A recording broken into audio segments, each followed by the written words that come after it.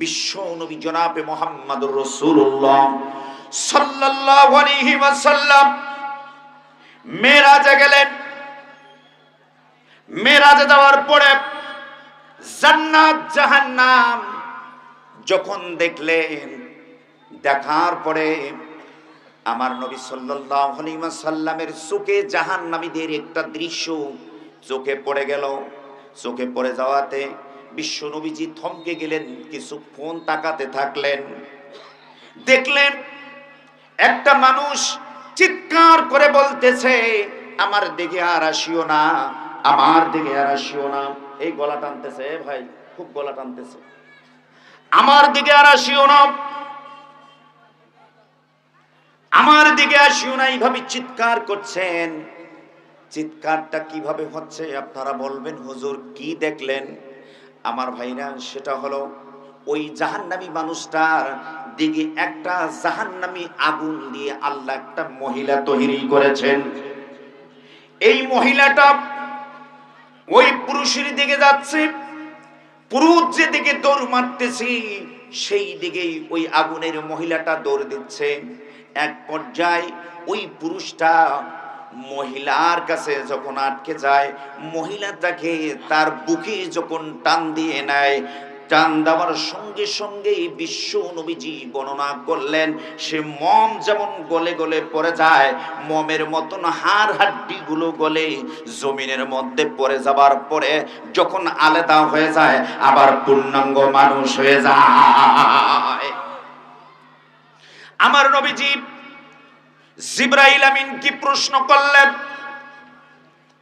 ও জিবরাইল, ও ভাই জিবরাইল, এই মানুষটার অপরাধ কি? এই মানুষটার অন্যায় কি? কি কারণে এই আল্লাহ তাআলা এত বড় তাকে আযাব দিয়েছেন? আমার ভাইরা, তখন জিবরাইল আমিন বললেন, ইয়া রাসূলুল্লাহ, ইয়া হাবিবাল্লাহ, এই মানুষটা দুনিয়ার জমিনে ছিল জিনাখোর। কি ছিল? জিনাখোর ছিল। এই মানুষটার কাছে এত মেসেজ গিয়েছিল, মানুষ এত পরামর্শ দিয়েছে, এই মানুষটা জেরা ছাড়ে নাই, বৃদ্ধা বয়স হয়ে গেছে, তারপরেও জেনার মধ্যে লিপ্ত ছিল। এই মানুষটা জেনা করার কারণে, দুনিয়া থেকে বিদায় হয়ে আসার কারণে ওই জাহান্নামের আগুন দিয়া আল্লাহ একটা মহিলা তৈরি করেছে। ওই মহিলা ওই জেনাকারীকে ডাক দিয়ে বলতেছে, দুনিয়ার জমিনে আমাকে নিয়ে তুমি আনন্দ উল্লাস করতেছিলা, আনন্দ করতেছিলা, এই কারণে আমাকে আল্লাহ তোমার কাছে এই জাহান্নামে পাঠিয়েছে, তোমার সঙ্গে আমি আনন্দ উল্লাস করার জন্য।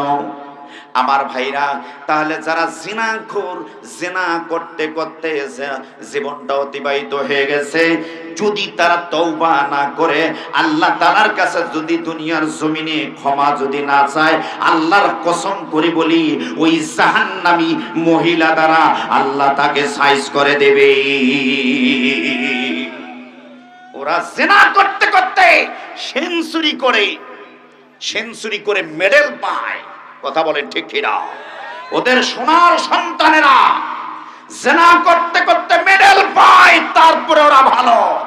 আর সবচেয়ে আসমানের নিচে জমিনের উপরে সৃষ্ট মানুষগুলোকে জিনার মামলা দিয়েছে।